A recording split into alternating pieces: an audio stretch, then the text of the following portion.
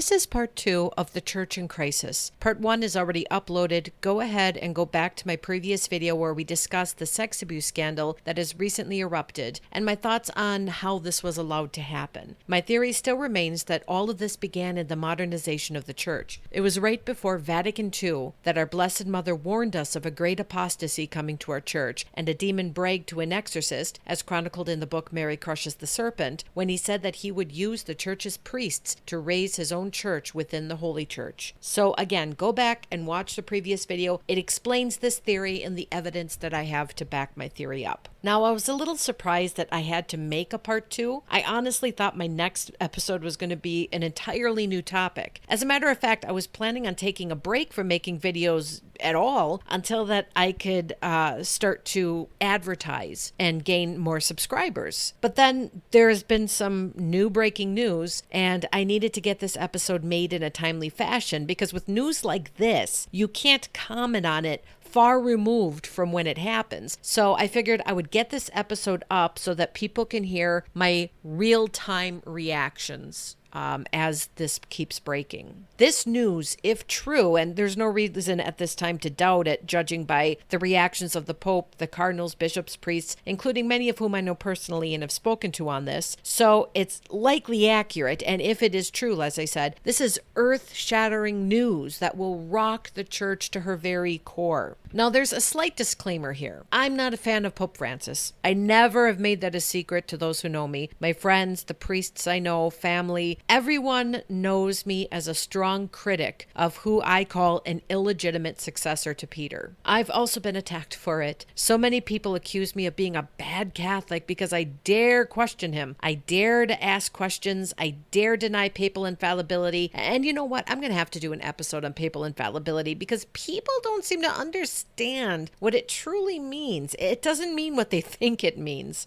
In one private post on my Facebook page, I had a person aghast that I would speak ill against the Pope. The best Pope we have ever had, she said. I think popes who've been declared saints due to their lives and miracles attributed to their intercessions after their earthly passing may have something to say about that best pope ever comment. So it's been quite controversial to be critical of Pope Francis. I didn't always start that way. I started out hopeful of his papacy. I was a little surprised about Pope Benedict's retirement. I liked Pope Benedict. He seemed like a strong conservative, a traditional pope. He talked about returning to traditions. He was giving permission to churches to return to the pre-Vatican II Latin masses if they so chose. And I love the traditional Catholic faith when we were all one unified body in Christ, all speaking the same language, the same prayers, using the same words in one Latin voice, truly united under one church. And I was pleased to see him moving back towards that. So it was surprising to hear that he was going to be stepping down for health reasons, especially considering 5 years later he's still around and occasionally releasing statements. Most popes die in office, like Pope John Paul II. He's the first pope in hundreds of years to step down of his own accord. But I held out hope for Pope Francis. Then I was greatly disappointed when he started talking. I always joked that this is the first pope I've heard of who needs a team of "that's not really what he meant, this is what he meant" damage control spokespeople. It started with questionable things that he would say, like when he said, "Who am I to judge?" on homosexuality, and when he allegedly told a gay man that God made him that way as a way to imply that God suddenly accepts that which the Bible calls disordered. Or when he said that we shouldn't concern ourselves with small things such as divorce and abortion, since those have already been pushed enough. We need to focus on bigger things like being more welcoming to all sorts of people, and to focus on more important issues like apparently global warming. And he always had so much to say about American politics and open borders and welcoming refugees and how it's un-Catholic to want to protect our borders and make sure that people are coming in the right way for honorable reasons. Yet he had little to say about Christians being martyred around the world and persecuted for their faith in Christ. Suddenly he was very oddly quiet on that subject. Then it moved from questionable to almost heretical statements that needed around-the-clock spokespeople to do damage control. Like when he allegedly stated, and I say allegedly because some say he said it, some say he didn't, and some say yes, he said it, but it's being misinterpreted. But he allegedly claimed to have said that we do not need to actively seek to convert Jews to Christ because they can be saved independently of Jesus, which, if he really did say it, is heresy. Christ himself said, I am the way, the truth, and the light. No one goes to the Father but through me. And he also said, those who believe and are baptized in my name will be saved. Those who do not believe and are not baptized in my name will be condemned. So if it is true that he said the Jewish people do not need to accept Christ to be saved, he is speaking heresy since the Bible is clear. Christ spoke very clearly that he is the only way. So it became concerning to me. Then I started looking at all of those who supported the Pope most vocally. Those who are pro-abortion, those who are pro-gay marriage, homosexual agenda, atheists, socialists, the extreme left wing. He's especially loved by fly-by-night Catholics looking to feel less guilty about only showing up to church on the holidays or whenever they can be bothered to. Then I started to look at who Francis associates with. He denies having a public meeting or even a private meeting with a woman who would not give marriage license to gay couples, but he publicly had photo ops with a gay friend and that friend's husband. He would disparage the Christianity of President Trump, who he never met, because of Trump's stance about putting Americans first, yet he personally met with the most rabidly pro-abortion supporter, so rabid that he believes abortion should be allowed even in the 9th month of pregnancy because of global warming. Then I started to look at who Francis started placing in positions of power and leadership within the church. Look at his two most recent. Father Jose Tolentino Mendoca was elevated to bishop and Vatican archivist. Mendoca is a pro-gay marriage, pro-abortion priest who is a supporter of a self-proclaimed lesbian nun who advocates for gay marriage being recognized by the Catholic Church and for acceptance of a woman's right to kill her unborn child. Now, there are a few absolutes in our faith. One is that you cannot be a Catholic and pro-abortion because it goes against God's word. It goes against the Bible. And you cannot be Catholic and support disordered sexual relationships outside of the confines of what God intended. This includes premarital sex, adultery, and homosexual sex, which is always considered sex outside of a marriage, since God does not recognize the union of same-sex couples, even if a state does. Now, Pope Francis knew about this priest's beliefs and about the lesbian nun that this priest happens to follow and support before elevating him to bishop. But also he asked him knowingly, knowing all of this, to lead a Lenten retreat. Another appointee of Francis was when he elevated Sergio Obeso Rivera to cardinal. Rivera is now known as the man who blamed the victims of sexual abuse, stating that they should be ashamed for coming forward and outing their abusers because of their own failings. And he followed it with a veiled threat to keep potential victims from coming forward.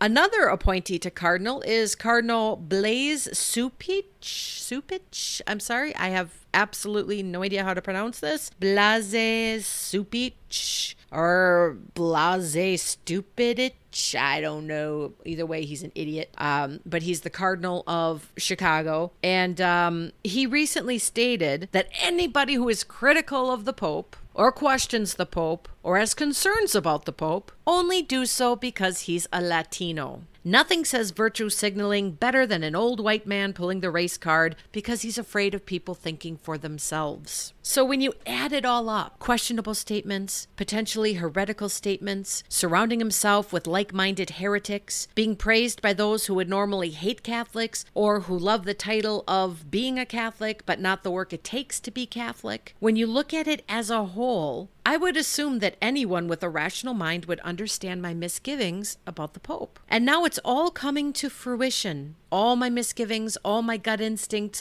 all my odd feelings about Pope Francis. And now this breaking news seems to not only vindicate my feelings to those who've belittled me for not being a blind follower of the Pope, but also proves our Blessed Mother's warnings to have been true, that a time of tribulation and apostasy was coming to our church. And it proves that the demon did not lie to the exorcist in Mary Crushes the Serpent when he stated that he would use our priests, make them traitors, and have them help him build his church within the Holy Church. A new bombshell has rocked the church, and it's reached the very heights of the church's hierarchy. I've spoken to many priests that I know and trust, and I have read things that have been said by cardinals and bishops and priests about their belief in the trustworthy credibility of Archbishop Carlo Maria Vigano, who dropped this bombshell. Archbishop Vigano himself has released more documents to strengthen his credibility after attacks by pro-Francis supporters within Francis's inner circle. Now, here is part of an article by Rod Dreher. I'm sorry if I'm pronouncing it wrong. It's Rod, D-R-E-H-E-R. I believe it's pronounced Dreher. I'm going to post the link to the article so you can read it in its entirety, as well as various other sources for this particular topic that you can also read. And I'm going to quote the article now. Archbishop Carlo Maria Vigano, and again, before I start quoting, I want to apologize for any butchering of names. I am very bad at names. Unless I've heard them, I don't necessarily know how to pronounce them. So if I'm wrong, I apologize. But now I quote. Archbishop Carlo Maria Vigano, who served as the papal nuncio, that is Vatican ambassador, to the United States from 2011 to 2016, has dropped an atomic bomb on Francis's papacy, charging that corruption has reached the very top of the church's hierarchy. In a lengthy statement, Vigano says that Francis has known for years about Cardinal Theodore McCarrick's sexual abuse, but brought him to the pontifical inner circle anyway and sent him around the world on papal missions. In fact, says Vigano, the Roman Curia has known about McCarrick since the year 2000, but McCarrick was protected by gay supporters honeycombed throughout the Vatican. Pope Benedict XVI ordered McCarrick out of public ministry in 2009 or 2010, but McCarrick, abetted by powerful gay allies in the Curia, defied Benedict. Vigano demands the resignation of Pope Francis, writing, "At the Angelus on Sunday, August 12, 2018, Pope Francis said these words: 'Everyone is guilty for the good he could have done and did not do. If we do not oppose evil, we tactfully feed it. We need to intervene where evil is spreading, for evil spreads where daring Christians who oppose evil with good are lacking.' If this is rightly to be considered a serious moral responsibility for every believer, how much graver is it for the Church's supreme pastor, who, in the case of McCarrick, not only did not oppose evil, but associated himself in doing evil with someone he knew to be deeply corrupt? He followed the advice of someone he knew well to be a pervert, thus multiplying exponentially with his supreme authority the evil done by McCarrick. And how many other evil pastors is Francis still continuing to prop up in their active destruction of the church? Francis is abdicating the mandate which Christ gave to Peter to confirm the brethren. Indeed, by his actions he has divided them, led them into error, and encouraged the wolves to continue to tear apart the sheep of Christ's flock. This is an extremely dramatic moment for the universal church. He must acknowledge his mistakes, and in keeping with the proclaimed principle of zero tolerance, Pope Francis must be the first to set a good example for cardinals and bishops who covered up McCarrick's abuses and resign